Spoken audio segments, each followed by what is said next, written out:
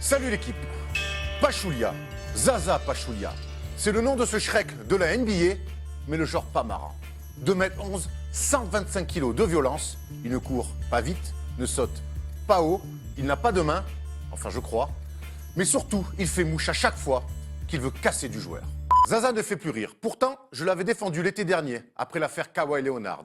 Mais après sa chute sur Russell Westbrook, aussi bien simulée que la mort de Marion Cotillard dans Batman, on ne peut plus défendre le bourrin géorgien. Même Maître Vergès, pourtant habitué aux tâches compliquées, ne voudrait pas du dossier. Cependant, pour la NBA, tout va bien. Pas de suspension donc pour Zaza Pachulia. Attention, monsieur Silver, quand la justice n'est pas rendue au peuple, c'est souvent le peuple qui se rend justice lui-même. Vous êtes prévenus.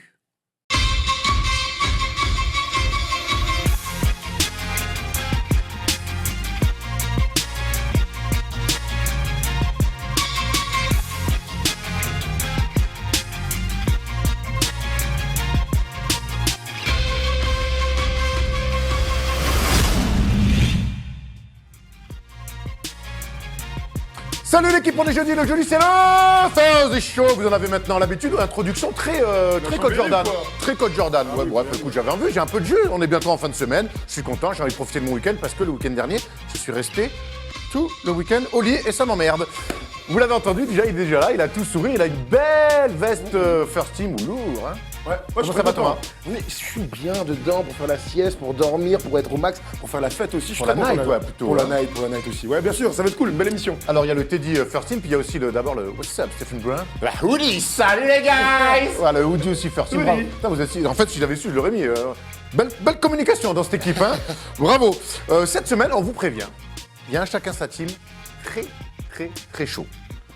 On va se demander si notre ami Tom Thibodeau, coach à succès des Minnesota Timberwolves, ancien coach des Bulls, n'est pas finalement un casseur de joueurs. Parce que c'est vrai que la liste commence à s'allonger et on avait envie de se poser la question, enfin Thomas et moi surtout. Steph, pour être tout à fait honnête, et on va le dire, hein, on va être honnête, n'est pas d'accord. Il voulait même pas débattre de ça, il avait déjà la haine, juste en parlant, en préparant l'émission, il avait déjà la haine. Oh, je vais m'énerver et tout. Okay. Gardez vos billes, messieurs. Ça sera dans le chacun sa team. On va commencer bien sûr avec le tour de table. Il y aura le coach Brown en grande forme. Il y aura le quiz aussi. Et puis il y aura une petite surprise. On ne vous en dit pas plus. Suivez l'émission. On va commencer avec le tu préfères. Et celui-là, il est bon. On s'est posé la question cette semaine. On avait vu ça sur un site américain. Tu préfères avoir la carrière d'André Iguodala, MVP des finales, All-Star une ou deux fois, il me semble, champion NBA avec Philadelphie CT, ou la carrière de Carmelo Anthony, multiple All-Star, pas de finale NBA, pas de titre. Messieurs. Moi je préfère avoir la carrière de Carmelo Anthony. Ah ouais? Pourquoi? Je sais pas, le go-to-guy de ton équipe pendant 15 ans, mettre des points, être All-Star. 6 ans de galère au Knicks. 4 médailles d'or au JO. Pas finale NBA. Team USA, ouais, quand même. Là aussi, il a fait Team USA. Ouais, mais il est champion du monde. Pas avec le level de Carmelo, donc je pense que je prendrais Carmelo Anthony parce que c'est quand même. Alors que oui, il a pas de titre, mais c'est quand même un joueur reconnu. Titre universitaire. Oui, titre universitaire avec Syracuse. Mais c'est quand même un mec qui est reconnu dans le milieu NBA en étant une superstar. Alors oui, il lui manque la bague NBA, mais quand même sa carrière. Pour l'instant, il lui manque la bague NBA. Oui. Moi, je pense que individuellement, personnellement, je prendrais Carmelo Anthony. Mais pour le kiff, je pense qu'en termes de kiff, Iguodala c'est une des plus belles carrières de tous les temps. Prendre un type de MVP des finales, faire partie des Warriors, être All-Star, il va être Hall of Fame peut-être. Donc ouais, Iguodala pour le kiff quand même. Tu vois, de vivre dans l'équipe avec Curry, KD, tout ça, ça doit être incroyable. Très bien. Voilà. Moi, je prendrais la carrière de. Tu prendrais pas Melo, toi, pour vivre avec Lala? Ah non, c'est pas du tout. C'est pas du tout son délire. Hein. Ah non. Bon, c'est le mien. Ouais. Moi, je prendrais la carrière de Melo si ça vous intéresse pour une simple et bonne raison, c'est qu'il a bien plus d'oseille qu'André Iguodala. Il a du cash, n'empêche. C'est pas un journeyman, merde. Ah non, c'est sûr qu'il n'était pas à 3 000 €, un T2 et une 309, André Iguodala. Et pas qu'il a investi aussi dans la Silicon Valley et qu'il va être blindé plus tard. Je dis ça, je dis rien. Pourquoi il va être blindé plus tard? Il sera plus blindé plus tard, en fait, on va dire. Bref, voilà, dites-nous dans les commentaires, vous, si vous préférez la carrière de Carmelo Anthony ou la carrière d'André Iguodala. Je pense que là, déjà, ça va faire pas mal de débats et continuez à commenter. On aime bien vous lire et vous voir, des fois, vous chamailler et débattre dans les commentaires. Nous, on attaque tout de suite avec le tour de table.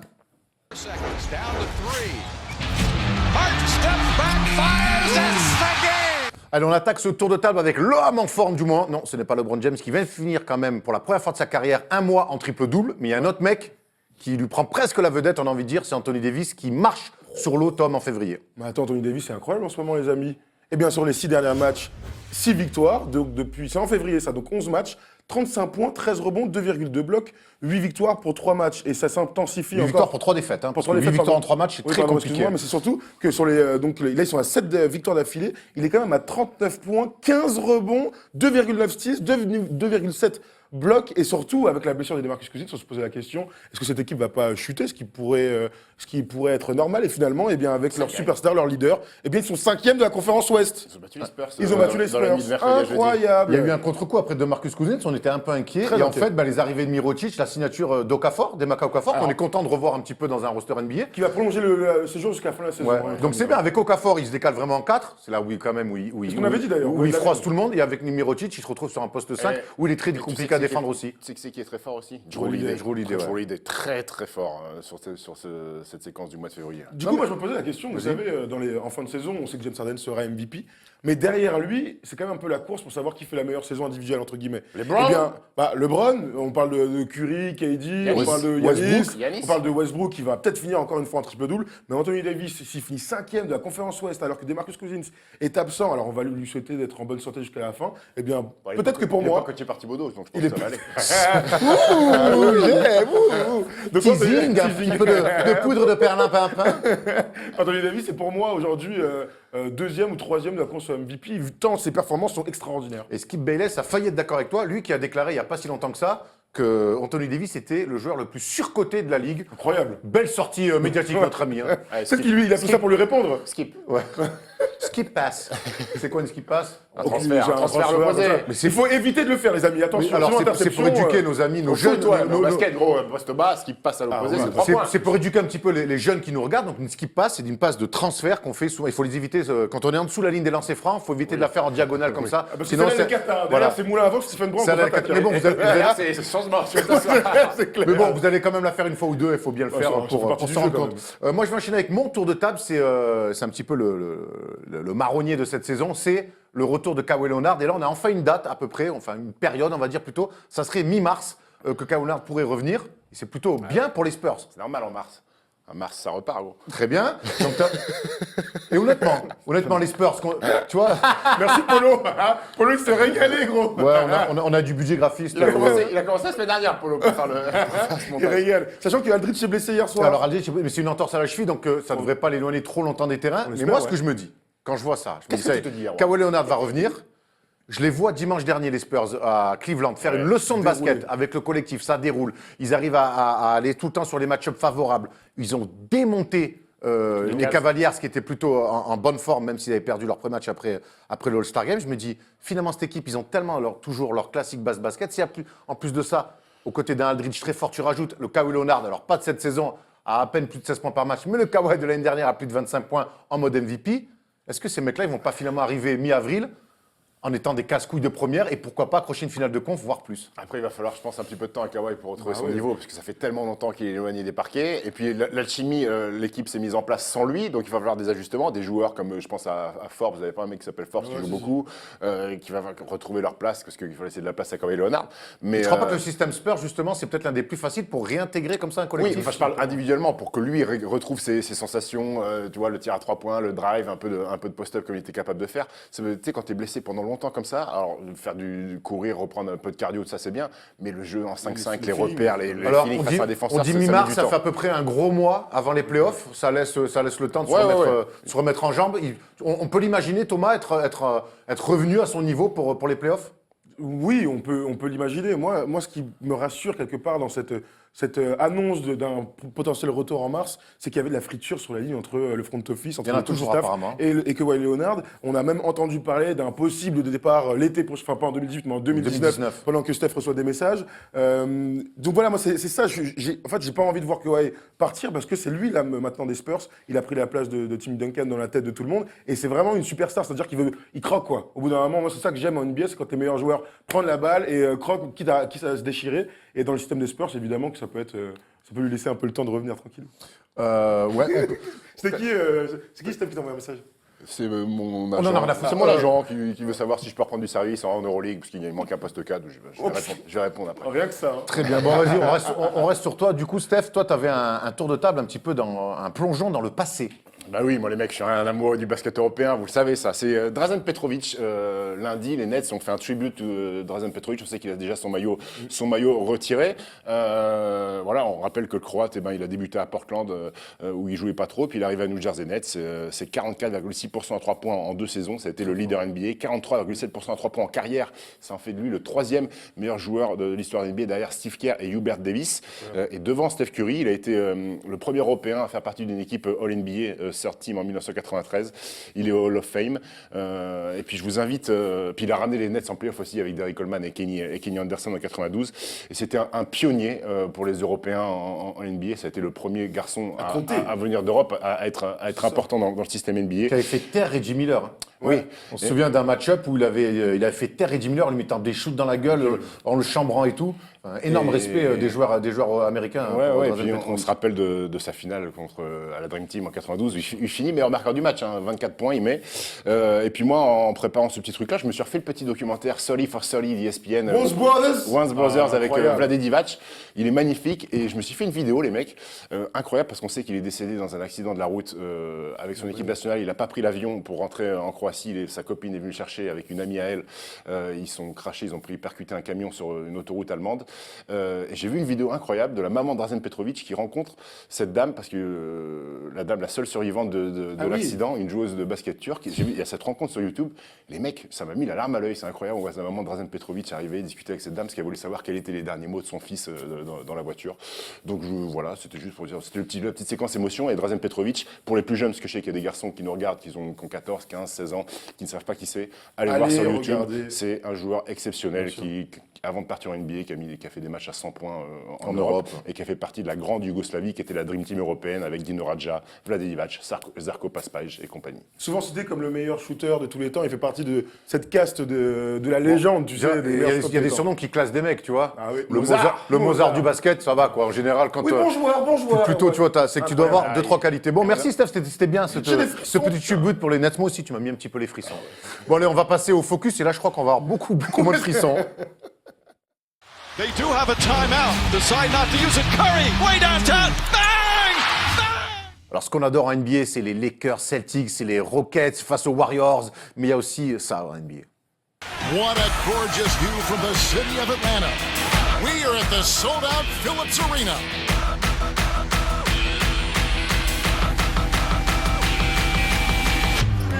Dennis driving. He's turning it on now. Booker. So Devin Booker is the star. Dennis is picking the defense apart. Alley-oop! Beautiful move. That's how you do it. Très joli clip encore offert par l'NBA. Alors, mais c'est vrai que ce que je veux dire, on a plus vu les pop-up girls et les mascottes, c'est dire que donc ce Phoenix Suns Atlanta Hawks qui se déroulera à Atlanta, bon, on va pas se mentir, c'est pas le match de l'année, c'est pas un match pour une place en playoff, c'est plutôt un match pour savoir qui pourrait éventuellement avoir le premier choix de la prochaine draft, Tom. Ouais, c'est un peu ça, c'est le match du pire. Bon, il y a quand même un joueur que je vais regarder dans ce match-là, c'est Devin Booker. Tu vois, si je dois citer un seul que ce serait Devin Booker. Et imaginons un match à 40 points. Dennis Schroeder. Moi, ça serait Dennis Schroeder aussi, bien sûr. Mais parce que l'allemand, c'est important pour moi, l'Allemagne. Ah ouais, pourquoi Dirk. Ah ouais. Il n'est pas à 31 000 points en plus, lui? Il a mis 31 000. Ouais, peut-être qu'on en parle. On en parle maintenant. Non, on en parle pas maintenant. Je te le dis comme ça. 31 000 points Dirk, ouais. Ça peut être le match de l'année, on est d'accord. Ça peut être le match de l'année. Après, on sait que Adam Silver est en train de taper fort et de mettre la pression sur les équipes qui se déclarent officiellement en train de tanker. $600 000 pour 600 000 pour Mark Cuban qui a fait ça. Donc il y a pas mal d'équipes qui ont la pression, donc il va falloir faire semblant de jouer. Après, dans ces deux équipes assez faibles, il y en a une quand même qui est plutôt digne, Atlanta, qui perd des matchs à domicile, ils sont compliqués. Qui perd des matchs et même quand prend à domicile ou en tout cas quand ils perdent, c'est pas de beaucoup. Et par contre, tu as une équipe comme les Suns qui prennent des éclats terribles, des moins 40, moins 50. Donc Phoenix à Atlanta, petit prono messieurs. Victoire des Hawks. Ouais, tu dis les Hawks. Moi, je dis une victoire de Phoenix avec un bon Jazz Jackson, le rookie qui a battu son record en carrière. Forcément, bon, il a joué 30 matchs dans sa vie. Donc, qui est plutôt bon, mais on va pas déconner. Victoire quand même des Hawks parce que ça propose un basket. Ça propose quand même un basket beaucoup plus sérieux, notamment dans leur parquet. C'est l'heure, messieurs. Oh la c'est vache, l'heure. non! Chacun sa team. Dennis Rodman, if you forget all about the hair and all the tattoos, watching play basketball, he can do so. C'est le Chacun sa team et cette semaine, on va se poser la question autour de Tom Thibodeau. Tom Thibodeau, c'est un coach respecté en NBA et pourtant, beaucoup de joueurs passés entre ses mains y ont laissé pas mal de plumes, voire un petit peu plus. Alors forcément, on pense à D-Rose, mais pas que, on y reviendra tout à l'heure. Alors la question qu'on veut se poser, c'est est-ce que Tom Thibodeau est un tueur de joueurs? Voilà, le contexte est posé, la question est un peu forte, peut-être. Il y a des arguments pour Thomas pour dire oui, il y a des arguments pour Steph pour dire non. On va aller assez largement d'ailleurs dans ce débat, parce qu'un coach même peut être un tueur de joueurs de manière générale, pas que Tom Thibodeau. Thomas, je voudrais ton avis d'abord sur Tom Thibodeau, comme ça. En fait, pourquoi on s'est posé cette question? Déjà, ça fait cette cam-là, ouais, c'est ça. Ça fait longtemps que j'y pense. Ouais. Je sais, mais il y a deux trucs là, regarde. Comme chaque émission. Non, c'est pas faux, c'est pas vrai. Bref, on s'en fout. Non, mais ce que je veux dire, c'est que ça fait pas mal de temps que moi je pense à cette théorie que Tom Thibodeau tire. Non, je regarde pas tes notes, je te dis ce que je pense.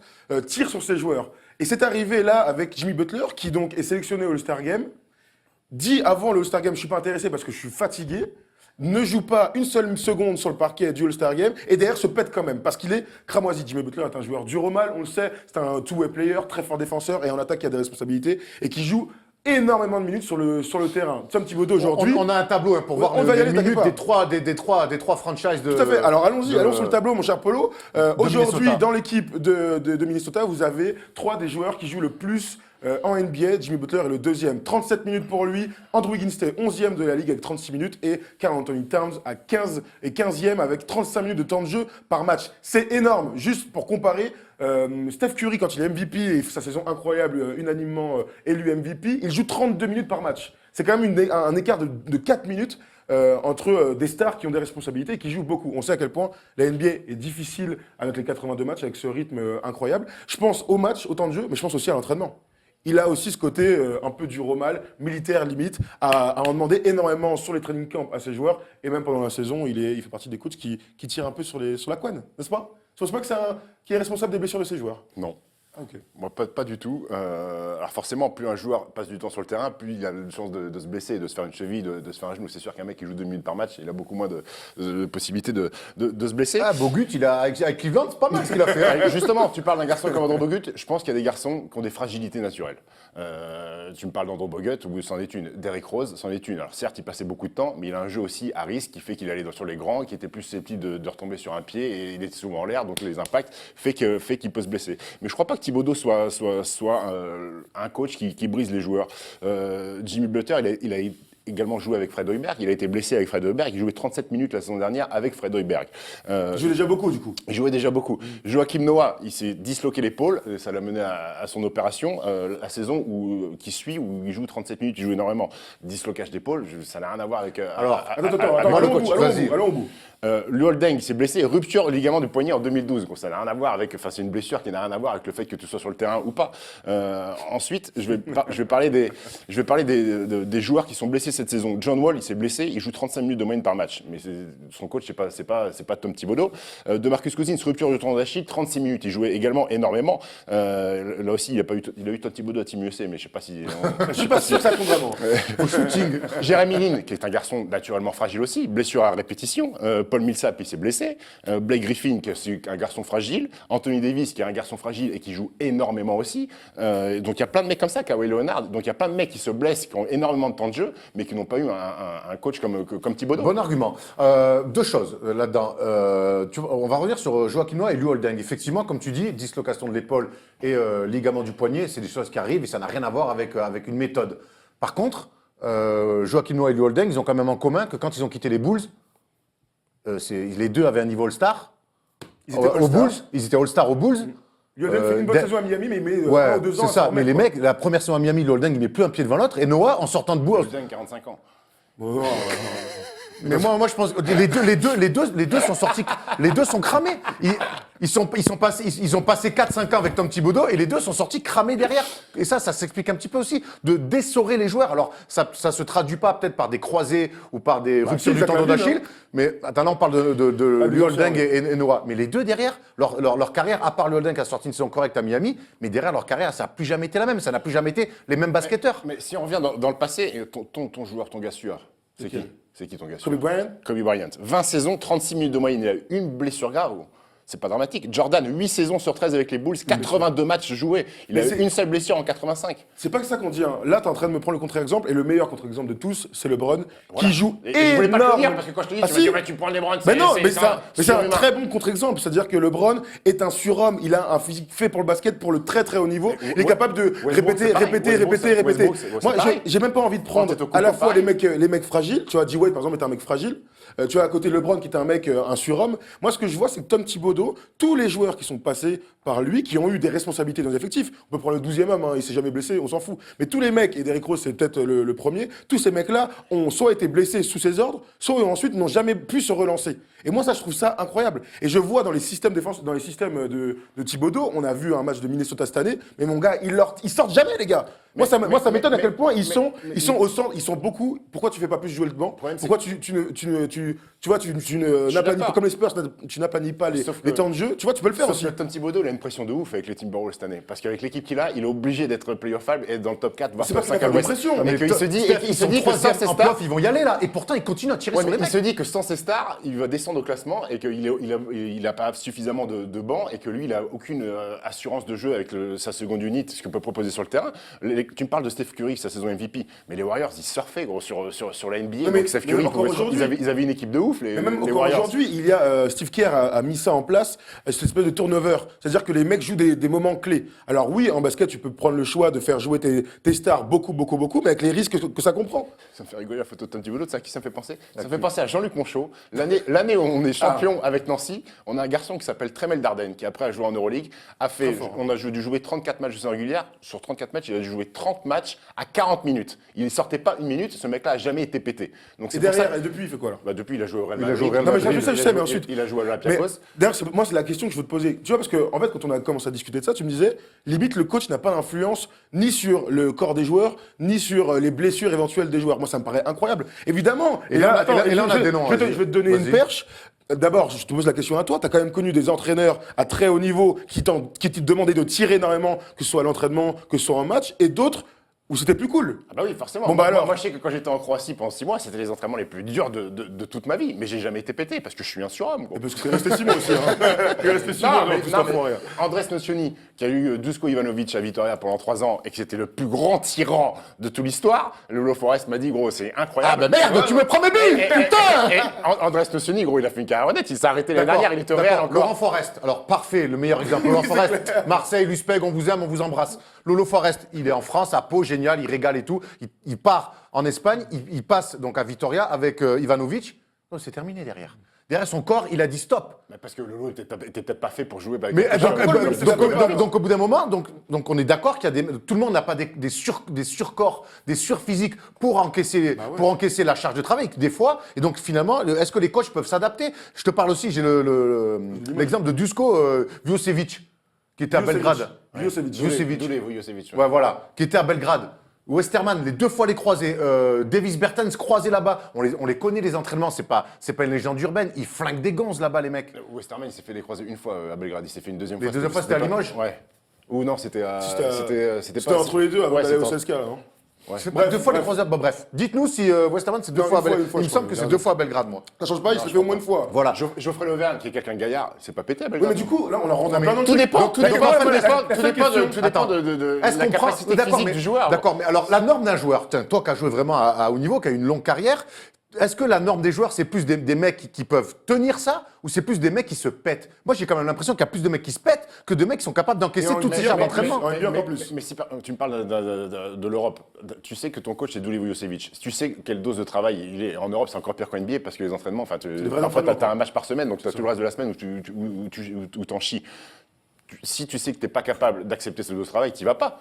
Pourquoi un garçon pourquoi un garçon comme Jimmy Butler qui a souffert le martyr apparemment à Chicago avec Tom Thibodeau, pourquoi il accepte d'aller à Personne n'a Timberwolves? dit ça. Pourquoi il accepte? Il se dit, il sait que c'est Tom Thibodeau, il sait Non, c'est les pas ça. exigences. Moi, je suis Il très dit- étonné. Il dit il va à Minnesota quand même. Moi, je suis très étonné, par exemple, qu'un joueur de si haut niveau comme Jimmy Butler, donc au physique robuste, arrive au All-Star Game en février en disant « Je suis cramoisi, je ne vais pas jouer ». Moi, ça m'étonne. En fait, à haut niveau, on devrait, et dites-moi le contraire, si vous n'êtes pas d'accord, on devrait pouvoir s'adapter à chaque type de joueur. Et c'est pour ça que je parle de l'influence, parce que le débat de fond, c'est ça, l'influence du coach sur le corps du joueur. Si tu sais que t'es un mec fragile, tu vas pas lui tirer dessus, quoi. Est-ce que dans une saison, il y a peut-être tu commences fort, après tu peux lâcher un peu la bride. Regarde ce que font les Warriors, et c'est le meilleur exemple. Alors oui, ils ont un banc, ils ont un effectif, ils ont de la marge. Certes, ils sont troisième, nos amis des Ils sont troisième, ils sont à un match et demi de la 5e ou 6e. Ouais, d'accord. Bref, l'objectif c'était les playoffs, certes. Alors peut-être qu'ils maintenant ils rêvent davantage du terrain et on peut pas leur en vouloir. Mais pareil, si tu arrives en playoffs, les mecs sont cramés et que tu finis troisième et que tu te fais sortir au premier tour parce que tu as un blessé ou que tu as des mecs cramés, on va te dire oh chef,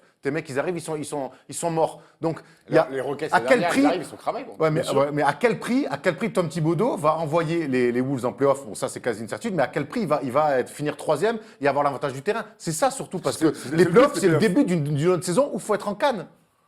Est-ce que tu crois pas qu'il doit que... Je sais pas. Après, chaque coach a sa méthode. Celle de Tom Thibodeau, elle a fonctionné. Pour moi, elle fonctionne encore. Ils sont troisième à l'Ouest. Pour moi, il y a. Il ne fait pas finir NBA non plus. Pour moi, il fonctionne. Pour moi, il y a des fragilités naturelles chez les joueurs qui peuvent expliquer des blessures. Et en plus, on parlait d'Andrew Wiggins tout à l'heure. L'année dernière, il était avec Thibodeau. Il a fait 82 matchs. Il n'a pas loupé un match. Cette année, on en parlera dans 2 ans. Cette année, il n'a pas loupé un match encore. Il a 36 minutes de moyenne. Pareil pour Karl Anthony Towns l'année dernière, qui n'a pas loupé un seul match. Moi, je pense qu'il y a des joueurs qui ont des fragilités. Est-ce que c'est maintenant qu'ils vont le payer? Regarde, et Noah Luolden, c'est ce qu'on disait. Eh ben, on sera là au First des Shows dans 4 ans et on fera le bilan d'Andrew Wiggins et Karl Anthony Towns. Mais c'est vrai, regarde, Après, il y a aussi des types de jeux à risque. Derrick Rose, on est l'exemple typique. Le mec partait sur le Est-ce mec que était Derrick Rose serait blessé avec n'importe quel entraîneur de Moi, je NBA? pense que Oui. Oui. Je Mais pense, par contre, je- Thibodeau n'a pas arrangé les choses. Est-ce que Johan Gourcuff serait blessé avec n'importe quel entraîneur au monde? Oui. Abu Dhabi, pareil. Il y a des Oui, mecs qui ont bien des sûr, fragilités. bien sûr, Il y a c'est des mecs vrai. qui ont des fragilités. C'est vrai. Les gars, on va prendre des commentaires un petit peu qui ont été faits sur le site. D'ailleurs, maintenant, chaque mercredi soir, on mettra un article sur le débat à venir du jeudi. On vous posera la question. Mettez vos commentaires et on les prendra dans l'émission. Tweet à la First Donc, Team. on va prendre... Un truc comme la First Team. On va prendre des commentaires. C'est vrai qu'on prend des leçons, bref. Thibodeau est un boucher. Ah, alors là, moi, Thibodeau est un boucher. Pour moi, je suis persuadé que Kat, Wiggins et Butler deviendront les dingues Noah et Rose du futur.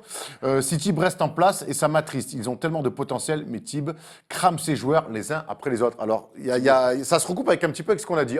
On peut enchaîner sur le deuxième commentaire. Tiens, prends le tome. C'est Flotix, notre ami Flotix, qui dit Thibodeau doit impérativement apprendre à gérer ses joueurs. Au-delà des blessures qui sont déjà sérieuses, il met la régulière sur un piédestal. Et là, je suis très d'accord avec lui. Comment imaginer une équipe arriver en finale de conférence ou en finale avec des starters qui jouent plus de 35 minutes par match pendant une centaine de matchs? Impossible, surtout que son banc n'a jamais été dégueu. Et c'est vrai qu'on a l'impression qu'il se trompe d'objectif. Le but, c'est pas de faire deuxième tour de playoff. On peut rappeler le banc rapidos comme ça. Bielica, Taj Gibson. Bielica qui joue très peu. Il est starter cette nuit parce que Jimmy Butler, il va D'accord, jouer avec mais le line-up Bielica cette vraiment. année, c'est un bon joueur. Shabazz Mohamed est mis de côté complet. Shabazz Mohamed est mis de côté complet. Ils ont. Taj Gibson. Oui, il l'a dit. Taj Gibson joue beaucoup. Taj Gibson ouais, est beaucoup c'est dans les vraiment- rotations. Il est rotation 4, avec rotation Dieng. 5. Il Avec joue à Dieng, trois, ouais. Mais bon, il est beaucoup plus que Dieng. Mais il a Jamal Crawford sur le banc, donc il a du monde. Il pourrait faire. Et puis, et encore, on parlait de l'exemple des oublie, Warriors. ça. Et l'exemple, là, pour le coup, dans la durée, des Spurs. Des Spurs C'est qui, parce eux, qu'ils ont toujours fait tourner. quoi. voilà, qui ont toujours fait tourner. Et je crois qu'au final, alors certes, cette année, c'était importantissime que Il Minnesota... avait quand même une épée de Damoclès sur la tête cette saison, Tom Thibodeau. Mais il a C'était- réussi. Maintenant, c'est peut-être le moment de réadapter son coaching. En tout cas, regarde, on a mis un petit sondage à charge. Tu peux en parler si tu veux. Pensez-vous que Tom Thibodeau est responsable des blessures de ses joueurs? Oui, trop de temps de jeu à 77%. Non, Steph est coïncidence. pas- Le sondage biaisé. Du tout, alors ça divise beaucoup, forcément, le cas Thibodeau. Ça divise pas beaucoup hein, sur le sondage. En tout cas. Il y a quand même une trentaine de mecs qui pensent que non, 23. Ouais, parce que Donc dites-nous, j'ai créé 50 comptes. dites-nous vous dans les commentaires, expliquez-nous si pour vous, Tom Thibodeau est un charcutier traiteur payé en ticket restaurant, ou si au contraire, non, c'est un bon coach et c'est aux joueurs d'avoir peut-être une meilleure hygiène de vie ou peut-être s'entraîner mieux et plus dur. Voilà, tu vois, Steph, ça s'est bien passé. Ouais. Voilà, Ouais. Parce que je suis un gentleman. Oh non! on va ressortir les discussions WhatsApp. Le mec qui est à 2 doigts de nous menacer de pas venir à l'émission pour pas faire le débat. C'est putain, mais quelle tête de linotte celui-là. Bon, allez, maintenant on va accueillir ton oncle, c'est Coach Brown. at the sky for a slam dunk tip, the play of the night. Wow! Avec lui, il n'y a pas de débat car il a vraiment tué des gens dans la vraie vie. Mais bon, Non. ça appartient maintenant au passé. Hola, que tal, Coach Brown? Voilà, papy. Ça va, les amis? Ça va. En pleine forme? Pleine forme. Aujourd'hui, je vais m'intéresser aux Rockets de Houston. Tiens. Parce qu'en attaque, ça envoie du lourd. Ça envoie des pépites en attaque, les mecs. Vous, en tant qu'expert NBA, si je vous demande les plus belles équipes offensives de l'histoire, vous allez me citer qui? Les Warriors du Run DMC. Voilà, les Lakers Showtime, Oui. les Bulls de Jordan, Ouais, les Celtics de Bird et McHale. Ouais. J'ai envie de te dire, alors un peu, les Supersonics début des années 90. Les Suns de Steve Nash, évidemment. Exactement. Eh ben les mecs, il faut que vous mettez dans votre tête que les Rockets, c'est ce qui se fait de mieux dans l'histoire de la NBA. Et ouais, vous savez pourquoi? Parce que si la saison devait se prendre fin aujourd'hui, eh ben il rentrerait dans l'histoire avec le meilleur offensive rating ever. Selon Basketball Reference, Polo fait péter le tableau. 115.8, c'est le meilleur offensive rating de l'histoire. Derrière, c'est les Lakers Showtime, les Warriors saison 2016-2017 et les Bulls de Michael Jordan. Donc il reste un tiers de la saison à peu près, mais peu importe cette fin de saison, il va falloir toutes les critiques qu'on a fait sur notre ami Daryl Morey, le général manager des Rockets, c'est l'inventeur du True Percentage Shooting. Vous savez que c'est lui qui a inventé ça? Ah non, je savais pas, incroyable. Si, c'est Daryl Morey qui a inventé ça. Et son fameux Morey Ball, toutes ces critiques en disant que le tir à Wesh 3 points Morey, en c'est lui qui l'a inventé. Wesh Morey, ouais. Il est content. Saint Morey. Oh non, enfin, c'est celle-là. Donc toutes les... Inventé le Saint-Moré. Ouais, même en Colombie, le Samouraï, il y est. Donc, toutes les critiques là, sur Daryl Morey, ton 3 points outrance et tout ça, tu vas jamais y arriver. Je crois qu'il faut les mettre à la poubelle parce qu'il est en train de nous prouver que justement, ça fonctionne bien. Le duo Chris Paul et James Harden qui mène cette équipe au bilan de 47 victoires, 13 défaites et une série de 14 victoires consécutives. C'est l'équipe qui gagne en plus avec la plus grosse marge en moyenne depuis le début de saison, tout en inscrivant 114 points de moyenne. Donc le pari de Morey d'associer les deux guards scoreurs côte à côte, ça marche à merveille. Et en plus, donner un peu de crédit à Mike D'Antoni, qui les utilise à merveille, il se dispatche la gaufre équitablement entre les deux. Et puis en plus, ça crée du spacing énorme pour les autres maniaques. Là, Eric Gordon qui a 18,5 points de moyenne, Ryan Anderson et tous les spécialistes à 3 points, comme Ryan Anderson qui lui est quasiment à 39% à 3 points. Et ils ont énormément de possibilités de tir. Sachez que cette nuit, ils viennent de passer la barre des 2500 tirs pris à 3 points depuis le début de saison. Forcément, leader de la NBA. Et la deuxième équipe, elle vient à peine de passer la barre des 2000. Donc ils ont quand même 500 tirs à 3 points d'avance sur l'équipe. Il faut que ça en même temps. Hein. Et ouais, mais en plus, cette proportion à dégainer de loin, voire de très loin, et ben, ça crée des espaces considérables pour aller driver, pour aller faire des lay-ups, parce que les défenses, elles doivent sortir à 7, 8, 9 mètres. Donc il y a les couloirs, la raquette, elle est dégarnie. Donc ça permet à des Chris Paul soit d'aller au lay-up, soit d'envoyer des alley-oops pour Clint Capella, notre ami suisse, qui se régale à merveille. Et en plus de ça, ça permet de provoquer des fautes, parce que les Rockets sont premiers aux fautes provoquées sur les tirs. Tu sais, en allant au lay-up et tout ça, il y a des fautes. C'est les mecs qui vont le plus sur la ligne de lancer franc, sur les fautes provoquées sur les shoots. Il y a une stat aussi incroyable, et là, Polo fait péter le tableau. Il y a 4 joueurs en NBA en moyenne à 19 points, 8 passes et 5 rebonds. Et parmi ces 4-là, il y a quand même 2 joueurs des Rockets, James Harden et Chris Paul, avec bien entendu LeBron James et Russell Westbrook. Ils sont quand même le parfait exemple que la nouvelle RNBA est une ligue d'arrière, les amis. Et c'est l'attaque à tout va. Charles Barkley, lui, il a beau clamer sur ESPN que vous ne pouvez pas juste scorer plus que l'adversaire, mais il va falloir se rendre compte, Sir Charles, que ça fonctionne. Moi, j'ai une question à te poser. Ça fonctionne en saison régulière. Est-ce que ce basket-là, parce qu'on sait que les Warriors Wait a minute. en attaque... Wait ok. a minute. Wait a minute, my friend. I got an answer for you after. Parfait. Il a kiffé mon anglais, l'invité qui arrive après. D'accord, il a spoilé la surprise. La réponse, les 3 derniers champions NBA étaient leaders au pourcentage de reste à 3 points sur la saison régulière. Et les 5 derniers champions étaient tous dans le top 5. Et si on jette un coup d'œil aux plus mauvaises attaques NBA, elles sont toutes au fin fond du classement du pourcentage de reste à 3 points. Donc il vaut mieux avoir une très bonne attaque et une très bonne défense. Il vaut mieux avoir surtout des mecs qui mettent dedans à 3 points. Bon, ça, après, dans le basket en général, hein, même en départ ici. Hein. Et pour faire une petite parenthèse sur la nouvelle ère NBA, qui est une ligue d'arrière, c'est la première question aujourd'hui qu'un scout NBA demande à propos d'un prospect, c'est comment est son jump shot? How is his jump shot? Apple Pie 6e. Et Lonzo Ball, il sait mieux que quiconque qu'aujourd'hui, un joueur qui n'est pas menaçant sur le tir extérieur, eh ben, il est quasiment insignifiant. Ça va mieux pour lui. Ça va il a mieux. 40% Il est quasiment match. insignifiant dans la NBA actuelle, donc ça réduit à quasi néant l'utilisation du back to the basket, le poste bas, dos au panier, pour traduire. C'est pour ça que tous les grands de nos joueurs, comme les Porzingis, Anthony Davis, DeMarcus Cousins, Jojo Embiid, le seul moyen pour eux d'exister un petit peu, eh ben, c'est de jouer à 5-6 mètres, d'envoyer du tir à 3 points. Je suis pas d'accord là, parce qu'en beat quand même, on voit que sur Oui, le post-up, il arrive à fracasser les mecs. rappelle-toi à Londres, il est quand même souvent face au Oui, cercle. après il est dans le face-up à et 5-6 tout, mètres. mais souviens-toi aussi qu'il alterne vachement. Alors certes, il est au large, c'est vrai qu'on le compare au Olajuwon était très peu au large à 3 points. Mais il le serait aujourd'hui. Voilà, il le serait peut-être aujourd'hui, mais Embiid, il a quand même cette alternance-là. Tout à fait. Contrairement à d'autres. Mais l'alternance, il l'apprend aussi pour pouvoir avoir des ballons et exister un petit peu. Les deux Marcus Cousins et Anthony Davis, c'est les mecs, ils tirent énormément. Porzingis, les mecs, ils tirent tous à 3 points. Porzingis, c'est le bon exemple. Merci. Porzingis, c'est le bon exemple, même si Demarcus Cousins aussi, parce qu'en début de carrière, il prenait jamais de tir à Ouais, 3 mais points. enfin, Puis tout d'un coup, il se dit, quasiment 3 de moyenne. Et depuis 2-3 ans, il ne fait que ça, entre autres qualités qu'il a évidemment. Voilà. Donc les Rockets, on parle de la taille des Rockets, mais on peut parler un petit peu de défense parce que ça va bien mieux. 11e défense de Ils ont NBA, progressé. 105 points encaissés par match. Mais je pense que quand même la route vers le titre, elle dépendra uniquement de s'ils continuent à filocher sévère from downtown, les amis. Maintenant, reste à savoir, parce qu'en playoff, ça chamaille un petit peu plus, la défense est un petit peu plus rugueuse. Reste à savoir s'ils vont continuer à filocher.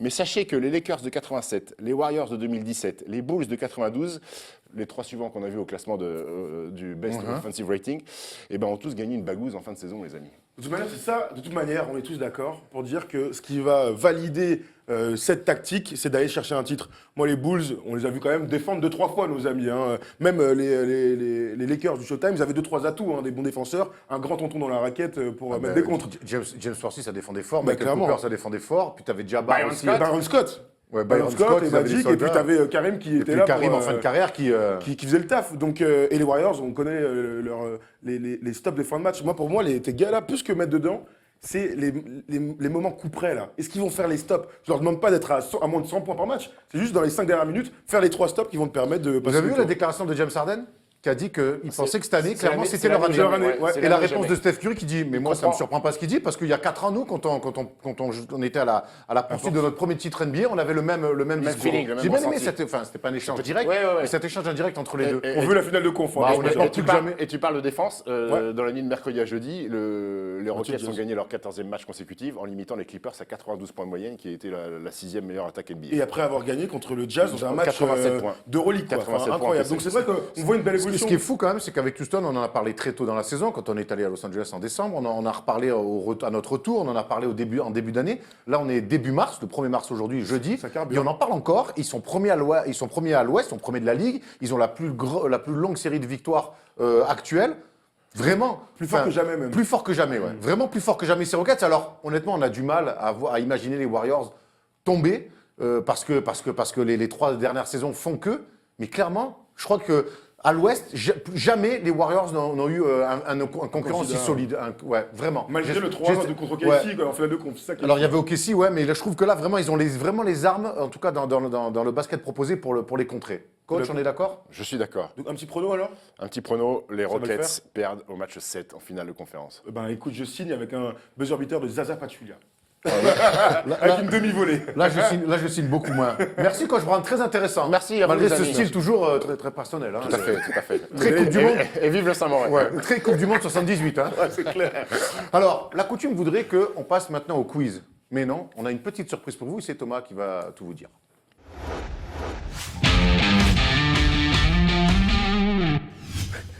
Pendant que Steph est en train de se bidonner, je sais même pas pourquoi, on invite. Sur un jeu de mots sur Laure Savasta. On dit rien, dites-nous dans les commentaires ceux qui savent qui est Laure Savasta et là vous allez me régaler. Ça va, ta? Bon, bref, nous sommes là pour accueillir Nico. C'était Nick Handsome, qui vient tout de suite de Californie, de Los Angeles, mon ami.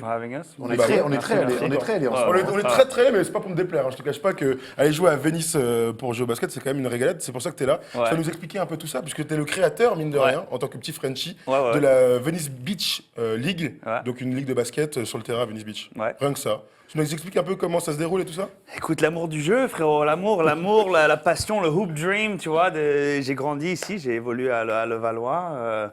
Petit à petit, de 14 ans, suivre cet amour, ce ballon qui m'a emmené, qui m'a ramené aux États-Unis parce que j'étais né à San Francisco à l'origine. Donc il y avait toujours ce besoin, malgré de grandir en région parisienne, d'être là à Paris, de revenir à la source, quoi, la Californie, tout le temps, j'avais la Californie dans les oreilles. Et Tu chantes ça d'ailleurs, blind test? C'était l'heure, donc je suis allé partir en high school, j'ai commencé à jouer.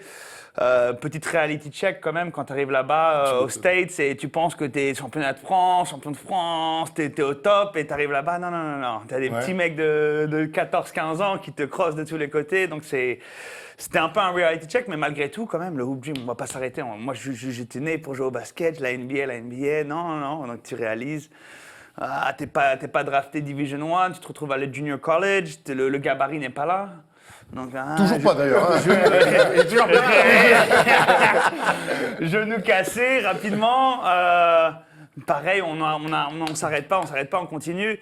Long story short, on va raccourcir un petit peu le truc, c'est que voilà, j'aimais le basket et il n'y a rien qui allait m'arrêter. Et donc voilà, j'ai un été, j'avais démarré un site qui s'appelait Ball in LA, c'était un peu un guide du basket à LA, parce que LA c'est quand même énorme, il y avait des playgrounds partout, tu t'y perds quoi. Ouais. Et où est-ce que je vais aller jouer si je ne vais pas aller jouer à l'université? Il n'y a pas vraiment de structure comme en France où tu peux aller jouer, il n'y a pas de division B ou rien, c'est la NBA ou la rue, tu vois. Et moi, je pensais quand même, j'avais quand même un peu du game à représenter, donc j'allais de parc en parc et j'ai invité toutes les teams que j'ai rencontrées à travers 3 ans de venir à Venice. Donc j'ai lancé un tournoi, c'était il y a 12 ans, c'était en 2000. Il y a 12 ans, l'âge de notre stagiaire. C'est clair. Et, ça, c'est incroyable, ça, quand même. Là, on voit les images en même temps de quelques tournois. Donc, tu as des gros dunkers qui viennent, tu as des anciennes légendes de la NBA, des joueurs actuels de la NBA. Sympa, là, ceux qui font les passes, là. Le Home Dream, ma mère. C'est le home dream, you know. Voilà. Donc, ça, c'est tout les étés. Alors, Voilà. je vois qu'il y a du monde, hein, parce que nous, on est partis jouer, il y avait beaucoup moins de monde, gros, hein, je te le dis. Ouais, bah écoute, c'est ça, on a un peu glamorisé c'est cette beautiful plateforme qu'on appelle ça, on appelle ça le Hooper's Paradise, quoi. Il y avait Heaven was a playground. Non, mais It looks l'endroit, something like il est this. incroyable. Ouais. Plexi, déjà, il y a du Ouais, plexi il y a dehors. du plexi donc, dehors, défilé, le sol il est magnifique, il est bleu ciel, bleu. Ah bah on l'a peint, c'est nous qui avons Ah ouais adopté, on a Bah, adopté aux le couleurs. terrain il y a 3 ans, ouais. On a mis cette petite vague, c'est un Codex Paint, donc c'est un petit peu plus sympa sur les genoux. Et on maintient le terrain depuis les dernières années. On a démarré cette campagne qui s'appelle Build Courts Not Walls. Et une grande partie de la raison dans laquelle on est, c'est de continuer à passer ce ballon. Donc on pompe des balles, on aide à rénover des cours dans les trois coins du monde. Peut-être C'est bientôt ouf, ça. Et du ici coup, dans la région parisienne. Mais, bah ouais, pourquoi pas, écoute. We're back. So, Pourquoi pas. Et du coup, ouais. quel est le niveau de la ligue? Il y a des joueurs NBA et Bah tout. écoute, ouais, c'est sérieux. Donc il y a Meta World Peace qui a une team quand même, s'appelle Panda's Friend. Il a joué dans la ligue il y a 4 ans. Bah oui. Ah ouais, Relu a joué avec Pandas Friends l'été. Tu viens à Venice Beach tranquille, tu repars, t'as plus de Chico. c'est ça, ouais. Il est quand même le bon vieux Ron Artest comme on aime. Il a malgré changé son nom, mais il a cette attitude qu'on adore.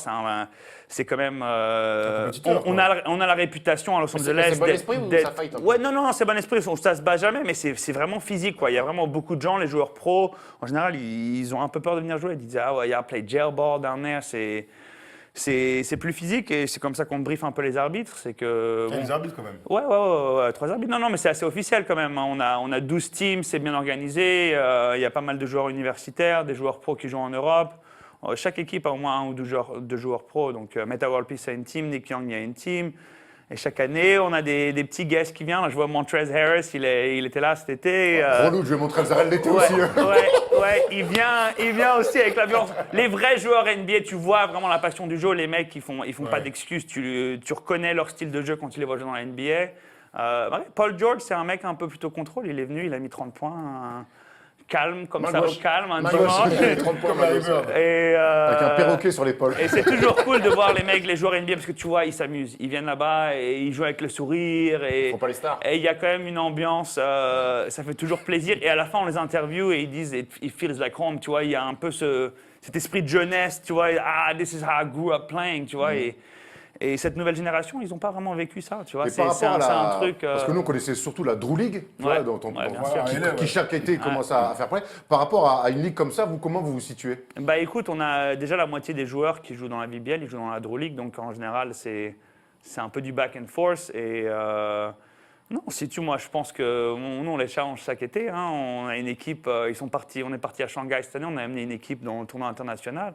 On était champion du monde là-bas, quand même. Shanghai Jump 10, check it out, c'est un bon tournoi. Et la Drew League était partie l'année dernière, donc ils se sont fait péter first round. Nous, on a gagné all the way, donc peut-être. Il y a une petite concurrence sympa. Donc peut-être, ouais, non. Bon, après, à la fin j'imagine du que jour, c'est. après, il y a beaucoup de joueurs NBA, donc en Drew League, C'est donc si ça, les mecs la sont Drew League, partis, c'est ça. ils sont pas partis avec la même Voilà. équipe, j'imagine. Voilà. Donc il y a les James Harden, tu as les mecs lourds Bah qui ont oui. un peu grandi. C'est quand même une ligue, ça fait 45 ans que ça existe. C'est la Watts. Il y a la Baron Davis qui a grandi là-bas. Tu vois, il y a un peu plus quand même de culture et de respect au propre du jeu. Après ça, Los Angeles, c'est quand même une ville où il y a peut-être 500 ou 1000 gymnases et c'est une culture quand même très intérieure. Et c'est ça qui me gênait un peu. C'est aussi une raison pour laquelle je démarre la ligue. C'est qu'on est Sunny 365 jours par an. Tu peux Et jouer tout le temps dehors, tu peux toujours jouer dehors. Et ce cadre de Venise, c'est quand même incroyable. franchement, Et tout le monde vient. Et tu kiffes, voilà, hein. on a des milliers de spectateurs chaque semaine. Et petit à petit, on voit des jeunes qui évoluent là, qui vont en D1 ou qui vont pro. On a Quand tu dis en D1, c'est en première division universitaire. Ouais, universitaire, ouais. Et on a toute une fondation pour les enfants et de voir les mecs qui vont chez les Globetrotters et tous les dunkers qui passent par ici, ils passent à un autre niveau. Donc c'est une plateforme à part entière. Il y a un prize money sur le tournoi? Non. For the love of the game, for the respect, the pride, like the true heart, why we play. This is why we play. Et entre ta meilleure équipe Ouais. qui gagne la VBL Ouais. et celle qui gagne le K54, c'est laquelle la meilleure? Écoute, on était venu il y a 2 ans, on est arrivé quand même en demi-finale, First ça round. fait un peu choquant. L'équipe du K54, écoute, le K54, nos amis Amadoun, ils étaient là pour le dernier tournoi qu'on a Saouken. fait. Là, c'est justement les images que vous voyez, c'était la All-Star Week en plein milieu de février. On était là à Venise avec 10 équipes des 4 coins du monde. Il faisait froid. Hein. Il faisait pas. On est en t-shirt, on est tranquille. là. Ouais, parce que vous avez Justin l'habitude, Darlington, Ouais. il vient de Ah oui, Toronto. Darlington. Il vient de Toronto rondelle, aussi. la Là. rondelle. Et attends, raconte-moi ce que tu fais à Paris alors du coup, parce que là, tu lances ton ballon, Ouais. t'as un truc avec Pigalle aussi, Ouais. une collab. Bah écoute, justement, c'est les images que vous voyez là, on a fait ça en collaboration avec Stéphane, qui est un Stéphane bon pote à Ashpool. moi. Ouais. Et on a grandi, comme j'ai grandi à Pigalle, donc cette affinité à Pigalle, on en parlait depuis des dizaines d'années de faire un truc ensemble. Et finalement, j'étais là en septembre et on en a discuté. All-Star Week's coming to LA. Lui, il commençait à revenir un peu au States. Je lui ai dit, vas-y, lançons un truc ensemble. Donc, on a fait une petite collaboration, 6 pièces, casquette, hat, un beau ballon de basket qu'on... Il est très bien. Il est Voilà. très Je bien, vous ouais. envoie. Et est ouais, très bien sûr, bien. les balles sont Je bien. te l'envoie après. Ouais, ça c'est la balle Lola James Harper qui vient de sortir. Le ballon qu'on a fait avec Stéphane, à chaque fois qu'on sort une balle, on refait un terrain. Ok. Donc on a fait 100 balles limited edition Pigalle. On va au Puerto Rico le 7 avril. Et on va refaire un terrain. Donc, à chaque fois, Ok. c'est une collection. Bon ballon. On ramène avec des. Ouais, on il est ra- bien, on ouais, ramène il est des bien, ballons, ouais, oui. Et ça, c'est la Lola James Harper. Donc vous pouvez l'avoir pour les 3 mois à venir au bon marché. Très bien, du coup, on va mettre on a mettre fait dans- toute une installation dans au la bon On va mettre un marché. lien. Il est vraiment cool. hein. 3 mois, 750 euros au bon marché. Et celle-là, non, seulement 65. Franchement, c'est love. Ouais. 65? Ils voulaient, 65. On perd de l'argent, mais c'est juste pour ramener l'amour du jeu à Paris. Et Lola James, en fait, ils m'ont appelé pour designer d'abord un ballon, mais aussi ils vont ouvrir des hôtels à Paris et ils veulent que je design leur terrain Bon, écoute, dans le style Venise. On va pas trop en dire, mais Nous, tout ce qu'on veut, c'est que quand on tout verra. est construit, dès Ouais, qu'il y a les ballons, ouais. et que fais-nous, on va faire une équipe et venir First Team. Ouais, On First va Team. essayer de taper les gars. Mais First Team, moi je t'ai dit. Qui Samedi, défense à Paul George, les mecs? Moi, je veux bien, Big moi. Man. Le C'est Big oui. Man, là, il est là. Moi, Ouais, je mais vous dis, arrête, dis pas ça après, il va pleurer. C'est un samedi, shooter. on joue à la Hoops Factory, tout le monde est bienvenu. 3 contre 3 tournament, on ramène des dunkers, il y aura de la Chef. musique, j'y vais pas. il y aura de la Oh, stop, s'il te vibe, plaît, on viens. ramène un petit Venise. Parce qu'Aaron, il peut pas, il est blessé. Mais toi, viens, s'il te Moi, je plaît. vais venir. Ouais, hein. un petit spin move, ouais. Tu vas faire quoi? Bah, je vais pas boire des bières, ça c'est sûr. Mais je vais venir voir, ça a l'air sympa, mon gars. Bah oui, ça a l'air cool. Parce qu'à Paris, il fait quand même moins 14. Donc, moi, je te dis, à la House Factory du son, voir des mecs jouer au basket. Écoute, moi je te dis que c'est possible qu'on vienne. Du coup, merci mon gars. En tout cas, c'était grave cool de t'avoir Peut-être, pour nous présenter tout ça parce que c'est C'est quand même clair. un Frenchie qui fait des trucs en Californie. Ouais. Nous, c'est c'est une fierté, mine de rien. Ouais, Pour les petits Parisiens que nous sommes. c'est un plaisir. Et après, c'est encore une fois, c'est l'amour du jeu et jamais s'arrêter. 6 ou 7 ans de travail et tu vois que ça marche pas, tu quittes ou tu continues. Alors, on rajoute. Maintenant, les sponsors sont derrière, mais just never quit, never give up. C'est ça la passion du jeu. Mais vous pouvez faire ça n'importe où. Donc moi, Bon, j'insiste. n'abandonne très pas, cool, ne, mon gars. ne nous Très abandonne bien. pas en tout cas. Ouais. Tu vas rester avec nous pour le quiz, pour l'amour du jeu aussi. C'est Ouais. le quiz. It's Lillard. He got the shot off. Lillard, good! Salut l'équipe aujourd'hui.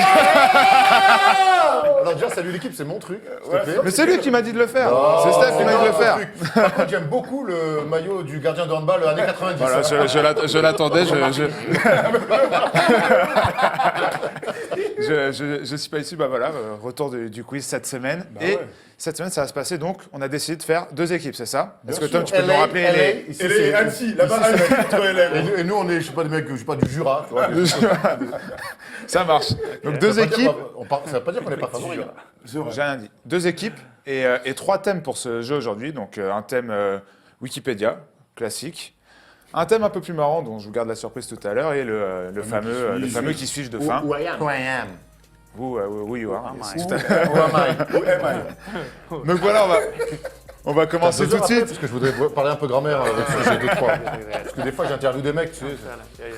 Allez les gars, on commence tout de suite avec la première photo Wikipédia. Vous devez me dire le joueur à qui appartient ce Pédigré. Wow. Pour l'instant, je donne pas d'indice. What? Alors, c'est qui ça? Là, je vous ai donné tous les indices. Hein. Bon, là, tu... Moyenne. Ah ouais, elle t'a donné un total, hein. 11 and Un 8. mec est un Italien. Bon, quand C'est quoi, même. c'est les stats, c'est quoi? 7-7, Ouais, c'est... premier c'est les points, indice, c'est les points, c'est les le- points. son premier club ne vous emmène pas sur la bonne piste. En Italie Ouais, c'est donc pas c'est une pas bonne piste. italien. C'est pas une bonne piste. C'est pas Bellinelli. Oh la vache, c'est qui ça? Il n'y a pas de draft, il n'y a rien, c'est chaud, hein, votre histoire. Hein. Deuxième indice, Maggietti? c'est un pivot. Brad Miller? Zidane. Brad Miller. Ouais, Brad Miller. 7-6 pour la team Il a Los joué en Angeles. Italie, Brad Un Miller, point. alors. Ah oui, mais alors Brad Miller, il passe au Ah, zéro. Hornets. J'ai Un aucun- point pour la team Los aucun Angeles. souvenir de lui au Hornets. S'il vous plaît, en régie, on passe à la deuxième photo Wikipédia. Plus facile. Kings finish at the Clippers. Keon Clark. Non. Ah, mais attends, c'est un mec qui met des points, ça. C'est qui? Maggietti, du coup, non? Non. Rashard Lewis. Non, on se rapproche. Ah ouais? Rashard Lewis, ça rapproche. Edo Turkoglu. Turco. Ah ouais, bien joué. Un point pour la Comme on team. est nuls. Un point pour la team du Jura. Un partout, les gars. Ah, mais... Un partout. On passe à la troisième photo. Les mecs, ils taffent la NBA, là. Ah bah ouais. Ah, c'est notre gagne-pain, gros, hein. On n'a pas tous... on vit pas tous à Venice pour réaliser les tournois, gros. Warriors, il a scoré de ouf. Jason Richardson. Jason Bravo. Richardson. Bah oui. 2-1 pour la team du Jura. Oh la vache, Jason Richardson. La quatrième photo. Team du Cantal. Les Cantalou. 2006, c'est qui ce gars-là? Cantalou. Ah, plus dur celui-là. Lui, il est catastrophique. Kevin Perkins. Non. Mais non, arrête de dire n'importe quoi. Attends, il passe aux Lakers? Attends. Lakers, Putain, attends, c'est qui ce gars-là? Poste Je 4. devrais savoir, ça. Poste 4. C'est moi. Troy Murphy? Non. Proche du sol. Keith Van Horn. Non, mais non, attends. Un poste 4? Larry Nance Senior. Jerick Beau. Non, mais attends, Non, un poste 4, t'as dit là? Vas-y, Poste Google. 4, ouais. Brandon Bass? Ouais, Ah, Brandon ouais. Bass, bravo. Ah, Du sol. Ouais, c'est pas facile. Ouais, bon, je prends du si. sol. Brandon Bass. Bah gros, Mais près bon, du il est sol. moins Si près du lui sol il est que- près du sol, moi je suis en dessous. Hein. Je suis dans les égouts, moi. Ou alors, attends, on est peut-être pas d'accord sur ce que veut dire près du sol, du coup. Parce que. Bah, il saute, quoi. Il a la tête au cercle, là. Oui, bah oui, mais bon. C'est pas grave, c'est un bel athlète. Ouais. On s'en remettra deux partout. Hein. Ouais, du coup, dernière petite photo Wikipédia. Ça régale ça. Deux partout. Ouais, c'est joueur Égalité. catastrophique, lui. Qui va gagner cette première manche? Yankee Dar. Non, Canaré. I give up. Attends, c'est qui ce Oh, gars-là? c'est chaud. Rusty Larue. 2001? Kerry Kittles. Non, mais un point gros, attends. Ah, il m'en manque un. C'est le quatrième qu'on fait là. Non, c'est le Non, cinquième. c'est le cinquième. Ah, mais non. C'est le cinquième, c'est le cinquième. Mais attends, par contre, il est très Ok. très dur ton gars parce que. Il m'en manque un. il Non, est facile. Très très dur. Facile. Oh non, triche pas! Très dur parce qu'il est très nul. Attends, c'est qui Indice, ce gars-là indice, c'est une personnalité de la figure de la NBA et du monde de la NBA. Dikembe Mutombo. Mais non. Non. Attends, c'est qui ton pote là? Un Champion point. champion avec Boston. Bijan Strong. Franck Calabrine? Scalabrini. Il a 1,1 point en rookie. Oh la vache. Brian Scalabrine, la première manche 3-2 pour la pour team, LA. pour la team LA. 3-2 au total. On passe au deuxième jeu. C'est bon gars en plus. Ouais, c'est bon. Et Air One. Ouais, c'était- Air Force One. c'était mon prochain indice. Mais maintenant, on passe à la deuxième manche. Et la deuxième manche, c'est les matchs à plus de 50 points par franchise. Et je vais vous demander, notamment le premier, dans la première équipe, dans la première franchise, à Minnesota, qui a marqué plus de Corey Brewer. 50 points. Corey Brewer, ça fait un point ici. Carl Anthony 4-2. Towns. 4-2. Non. Andrew Wiggins. Non. Kevin Garnett. Non. Terrell Brandon. Non. Il y en a un en 2012. Stewell. En 2012. Kevin Garnett. Kevin Love. Kevin Love. Ouais. Wally Ça fait- Sherbiak. 5-2 ici. Non. 5-2. Et un autre en 2015. Ah, Mo Williams. Mo Williams. Ah ouais, Mo Williams. 5-3. Bien joué. 5-3. Mo Ouais, Williams, ouais. de On ouf. passe à Charlotte. Charlotte Kemba Walker. Kemba Walker, 5-4, il n'y avait que lui. Magic. Tracy Au Magic. Tracy McGrady, 5-5. Dwight Howard. Shaq. Shaq, 6-5. Ah, Et un dernier, Hardaway. Rashard Non. Lewis. en 1993. Nick Anderson. Nick Anderson. Anderson, mais oui, 7, bravo. 7-5. C'est une Sweet belle pick, remontada. 6-6. Non, non, 7-5. Vous six. étiez- Non, non, il y avait. Il y avait Non, toi, vous n'avez pas 5-4. Il y 6. avait 5-4. 5-4. Très bien. Et vous avez dit les 3. 7-5. Bravo à vous. 7-5. Bravo, Qu'on Jean, m'accuse bravo. pas de mal compter. Le Heat. Miami Heat. Chris Bosh. Non. D-Wade. LeBron. D-Wade. LeBron. Attendez. 7-7. Parce que D-Wade et LeBron. 7-7. Jamal Mashburn. Non, il en reste 2. Miami Heat. Alonzo Mourning. Tim Hardaway. Morning, Alonso 8-7. Mourning. Tim Hardaway. Et juste un peu avant, je crois, un peu avant Lonzo Morning. Tim Hardaway. Hardaway. Malik Sekli. Non, Ronnie Sekali. Ronnie, ouais. C'est un quoi Non. d'un poste? Non, non. Hardaway, il a pas mis 50? Non, il a pas mis. Mitch Richmond. Eddie Jones. Non. Pas mal ça. Je vous donne avant les le initiales, moment. j'ai pas noté l'année, Vas-y, je vous donne vas-y, les initiales. GR. J.R. Smith. J.R. 93, il a dit quoi, 93? JR. Non, pas l'année. JR. Non, j'ai pas l'année, je Pas suis Russell désolé. Butler. Non. Non. JR. Jason Richardson, bizarre. GR, pardon, excusez-moi. Ah, Voilà, GR. Autant pour moi, autant pour moi. JR. C'est qui ça? Bah, Vous donnez votre langue au chat? Ouais, vas-y. Glenn Rice. Glenn On est catastrophique, Scandaleux. Voilà, honteux. Désolé. No respect. Donc là, on a marqué un peu. 5-7, non? Non, il y a 8-7. Non, il y a 8-7. Pour nous, alors. 8-7 pour vous, c'est ça. C'est bien ce qui me semble. Donc, dernière Ok. équipe, les Pacers. Reggie Miller. Reggie Miller. Paul George. 9. Paul George, Non. il a PG. 8-8. 9-7. Non, Non, non. 8-8. Non, il y avait 8-7 pour nous, il y a 8-8 maintenant. 8-8. 8-8 pour Paul George, c'est bon? Paul George, c'est pas bon. Ah, il a pas mis 50. Derrick Ranger? Non. Attends. Il en reste deux, dont Miller. un que je Reggie vais pas Miller. dire parce que vous le trouverez Reggie jamais. Miller. Reggie Miller a déjà été dit. Chris Will Wally? Smith. Non. Plus. Jermaine O'Neal? Jermaine O'Neal. Ouais. Jermaine O'Neal. 9-8. Nice. Et nice. l'autre, on va Et jamais l'autre, trouver. on va jamais le trouver. 9-8. Initial. C'est vieux? BK. Billy Knight. Billy Knight. Ouais! Oh, Bravo, Bill Knight. ah, les autres. Ouais, c'est ça. Tu l'as dit. Non. Tu l'as dit au pire. Bill Knight! Bien joué. Non, je te crois pas. Si, si, regarde sa tête. Tu connais pas Billy Knight? C'est quoi, ça fait 9-9 du coup? Ouais. Ah, Le égalité frère de parfaite. Bobby. Égalité parfaite, c'est nickel, donc tout va se jouer sur le dark. qui suis-je. Les choses sont bien faites. Un qui suis-je, ouais, que j'ai trouvé. Pas convaincu, hein. Non, pas convaincu. Allez. C'est Né bon. le 15 octobre 1972 à Lincoln, dans le Nebraska. Ah, ça m'aide. Ouais. Il a donc aujourd'hui 45 ans. Et il a commencé la fac. Bon, attendez, parce que là, je suis sur le Wikipédia français. Il a commencé la fac en 1991. Ouais, et alors? Oh. Son bac, c'est bien. Quelle fac? C'est à Iowa State. Il est parti à l'église un dimanche matin en 90. En 91 à Iowa State. Il est drafté en 95 à la 52e position Oh là, par les Pacers. Deuxième tour. là. c'est tough. Ah, non. Chris Il a- Best. Dave Hein? Davis. Chris Best. Non, il a Dave joué Davis. donc. Anthony Davis. On rappelle, non. Austin Non, Crochet. attends, Austin Crochet. Dale Non, Davis. non. Dale Écoutez, il joue entre 91 et 95, il joue à Iowa State. Ok. Il est drafté en 52e position en 1995 par les Pacers. Mais. Mais il joue pas Il y a à pas de Pacers. mais. Aux Pacers, il joue 1, 2, 3, 4 saisons. Pour un petit 4 points de moyenne. Cherokee Parks. Non. Après les Pacers, il part à Chicago en 99. Bison de lait. Non, Chicago, il joue 1, 2, 3, Paul, 4 ta main saisons. devant ton micro. 4 saisons aussi, excusez-moi, pardon, oui. 4 saisons chez les Bulls, vous augmentez un peu ses stats, il est à peu près à 9 points de moyenne. Et il file après en 2003 pour faire ses 2 dernières saisons NBA chez les Timberwolves. 2003-2005 chez les Timberwolves. Historiovic. Non, c'est un meneur. Timberwolves. C'est un meneur, Travis Best, non? Non, Comment dire, chez les Bulls en il 99. enchaîne ensuite avec une carrière de coach. Il se lance dans le coaching. Craig Hodges. Dans le coaching, du coup, il reprend B.J. Armstrong. Iowa Non. State, chez qui il était, chez qui Fred l'agent Hoiberg. d'université. Fred Hoiberg. Fred Il vient de Hoiberg. il vient de le dire. T'as dit Fred Hoiberg? Non.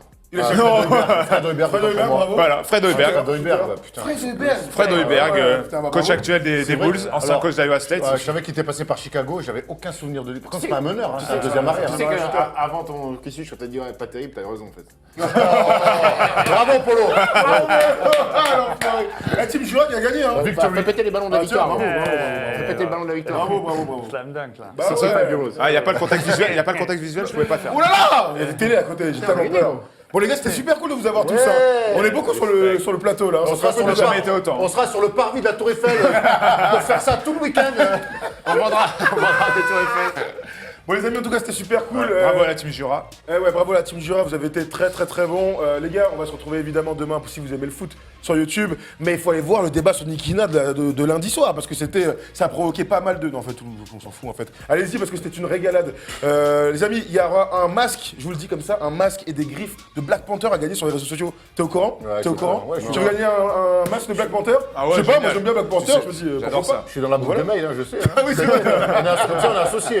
Ah j'avais oublié, excuse-moi. Ouais. Mais en tout cas, c'était une régalade. Merci à tous. Aaron, tu dis dire au revoir, vas-y. Au revoir. Au revoir, les amis. Salut les gars. Oh la vache, vraiment.